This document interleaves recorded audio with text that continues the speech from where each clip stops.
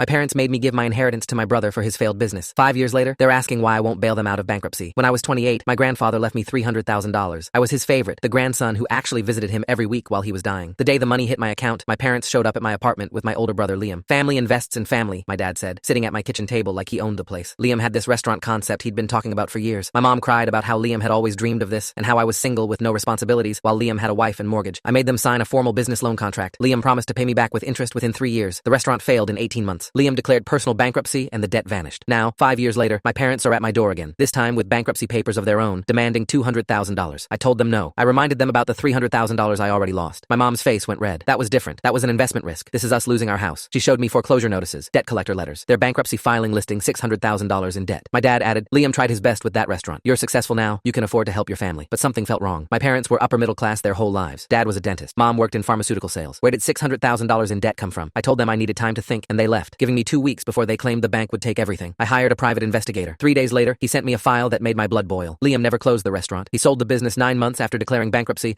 under a completely different LLC name for $450,000. The buyer took over the lease, kept some staff, and the place is still operating downtown. Liam pocketed the money, declared personal bankruptcy on the original business entity, which had 0 assets left by then, and legally didn't owe me anything. The investigator sent photos of Liam's house, an $800,000 property in a gated community, registered under his wife's name. My brother had played me, and he was living like a king on my inheritance. I showed up at Liam's house with the evidence. He opened the door in golf clothes, genuinely smiled at me like we were buddies. When I confronted him, he actually laughed. It's just business, man. You were stupid enough to trust family with that much money. I asked if our parents knew. He shrugged. They helped me structure the LLC sale. Mom's friend is a lawyer. That's when it clicked. I pulled up their bankruptcy filing on my phone and showed Liam the $600,000 debt claim. Is any of this real? Liam looked at the document and smirked. Maybe $50,000 of it. The rest is creative accounting. Mom and dad have like $300,000 in savings. They want you to give them another $200,000 so they can retire early and keep their nest egg. I told them you'd probably fall for it again. I was done being the family ATM. I hired a forensic accountant my lawyer recommended, a woman named Claire who specialized in fraud cases. 2 weeks later, Claire called me into her office and spread documents across her desk. There were 2 restaurants, she said. Liam had used my $300,000 to open a second location that I knew nothing about. The first restaurant, the failed one, was always a front with inflated expenses and 0 profit margin by design. The second location had been generating $200,000 annually for 3 years. It was registered under a shell corporation listing my parents as 50% owners and Liam as 50% owner. I'd been completely cut out of the business I funded. Claire kept digging during my lawsuit. She found my grandfather's original will. He'd left me $600,000, not $300,000. My parents had told him I was on drugs and would waste the money, convinced him to split it equally between me and Liam. Liam got his $300,000 separately and invested it in the secret restaurant. My parents took a $100,000 executor fee they weren't legally entitled to. My parents and Liam were convicted of conspiracy, fraud, and theft. I recovered $900,000 in damages plus ownership of the profitable restaurant. We renamed it after my grandfather.